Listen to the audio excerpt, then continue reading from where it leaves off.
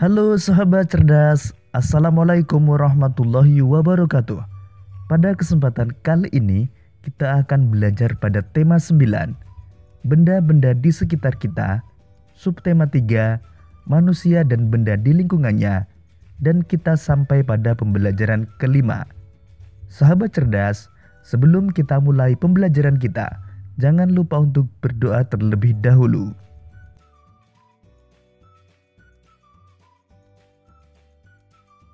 Siang itu, Edo pulang sekolah. Edo memasuki rumah dengan tak lupa mengucapkan salam. Terdengar dari dalam, ibu menjawab salam Edo. Ternyata, ibu sedang duduk santai membaca majalah sambil mendengarkan radio. Acara favorit ibu adalah menanyakan lagu-lagu nostalgia atau kenangan. Sesekali, terdengar jeda iklan setelah pemutaran sebuah lagu.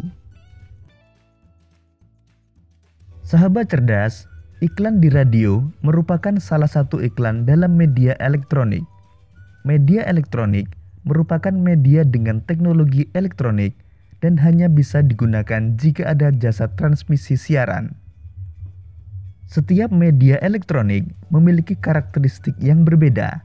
Iklan di televisi sangat berbeda dengan iklan di radio maupun iklan di internet. Berikut ini unsur-unsur yang ada dalam iklan televisi, iklan radio, dan iklan internet. Pertama, unsur-unsur iklan televisi. Pertama, suara. Suara dalam iklan televisi dapat berupa suara manusia, suara hewan atau tumbuhan, musik, atau sekadar efek suara. Kemudian gambar.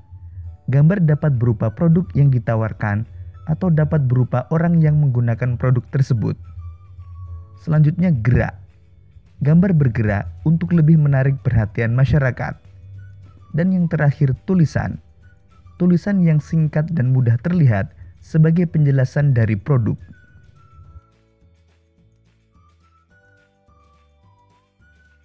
Kedua, unsur-unsur iklan radio. Iklan radio hanya terdiri dari satu unsur saja, yaitu suara. Suara tersebut dapat berupa suara atau kata-kata manusia yang teratur, musik, dan efek suara, atau suara-suara yang tidak beraturan maupun efek suara alam. Ketiga, unsur-unsur iklan internet. Pertama, suara. Iklan di internet dapat berupa video yang memiliki unsur suara. Kemudian gambar. Gambar dapat berupa produk yang ditawarkan atau dapat berupa orang yang menggunakan produk tersebut. Selanjutnya tulisan. Tulisan yang singkat dan mudah terlihat sebagai penjelasan dari produk. Dan yang terakhir gerak. Baik gambar maupun tulisan dalam iklan di internet, semuanya bergerak. Gambar gerak dalam iklan di internet dapat berupa video atau animasi. Sahabat cerdas, demikian tadi beberapa unsur dalam iklan elektronik.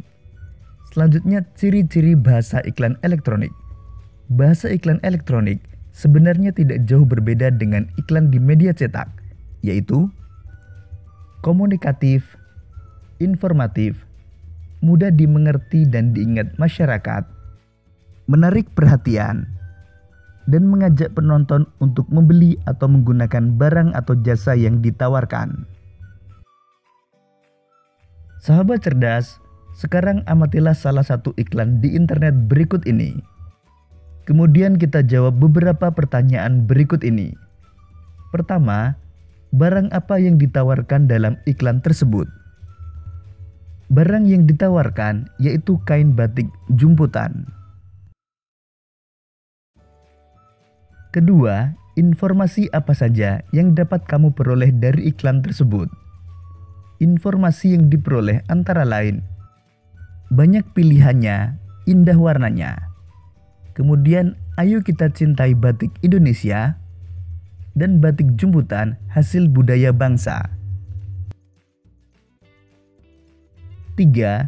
Sebutkan unsur-unsur yang ada dalam iklan tersebut. Unsur dalam iklan tersebut antara lain gambar dan tulisan. Keempat, jelaskan ciri-ciri bahasa dalam iklan tersebut. Bahasa dalam iklan tersebut singkat, padat, menarik, komunikatif, informatif, sederhana, dan mudah dipahami. Sahabat cerdas, sudah tahukah kalian tentang batik jumputan? Untuk mengetahuinya, mari kita baca bacaan berikut ini. Mengenal batik jumputan. Salah satu karya seni rupa daerah adalah batik jumputan. Batik jumputan atau sering disebut juga dengan batik ikat celup adalah kain batik yang menggunakan motif hias jumputan. Motif hias jumputan banyak dijumpai pada motif hias kain pelangi. Motif hias kain pelangi adalah kain yang dihiasi dengan motif hias jumputan.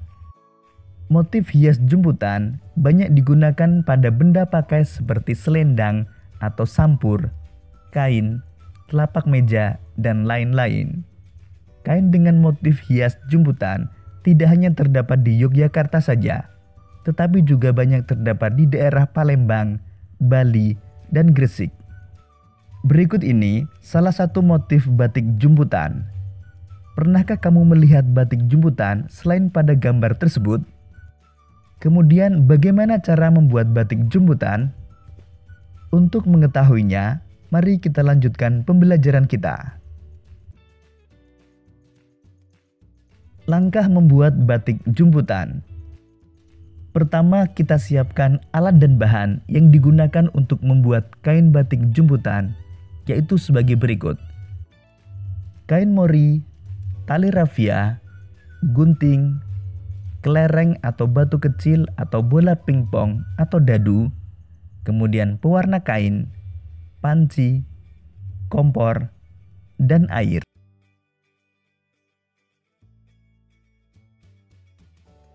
Setelah semua bahan siap, lalu kita ikuti langkah-langkah berikut ini. Pertama, masak air sesuai aturan pada pewarna kain. Setelah panas, masukkan zat pewarna dan aduk sampai rata. Kedua, tutup kelereng dengan kain yang akan diberi motif. Kemudian ikat dengan tali rafia.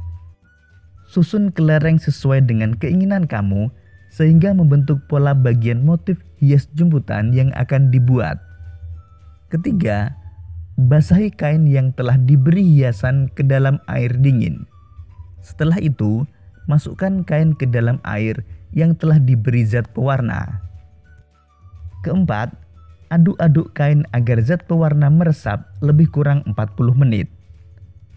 Kelima, matikan kompor, diamkan kain sampai dingin. Setelah dingin, angkat dan cuci kain sampai air pencuci bening. Dan yang keenam, lepas ikatan kelereng dan jemur kain di tempat yang tidak terkena sinar matahari. Sahabat cerdas, pada langkah mengikat kain, terdapat berbagai macam alternatif cara mengikat. Yang pertama, ikatan dengan karet gelang. Kemudian ikatan ganda berselang dengan isi bilah bambu. Selanjutnya, ikatan dengan isi uang logam. Dan ikatan ganda berselang tanpa isi. Berikut ini cara mencelupkan ikatan sehingga saat dilepas ikatannya membentuk kain-kain seperti gambar di atas. Pertama, ember berisi larutan pewarna makanan. Kedua, kain yang telah diikat beberapa bagian. Dan yang ketiga, kain yang telah diikat dicelupkan ke dalam larutan pewarna. Sahabat cerdas, demikian tadi langkah membuat kain batik jumputan.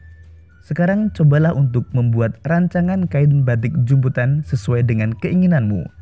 Buatlah kreasi rancangan sebagus mungkin. Rancangan yang kamu buat untuk selanjutnya dapat dibuat menjadi karya batik jumputan. Ingat, perhatikan langkah-langkah seperti cara di atas, namun kamu juga dapat mengkreasikan sendiri. Selamat mencoba!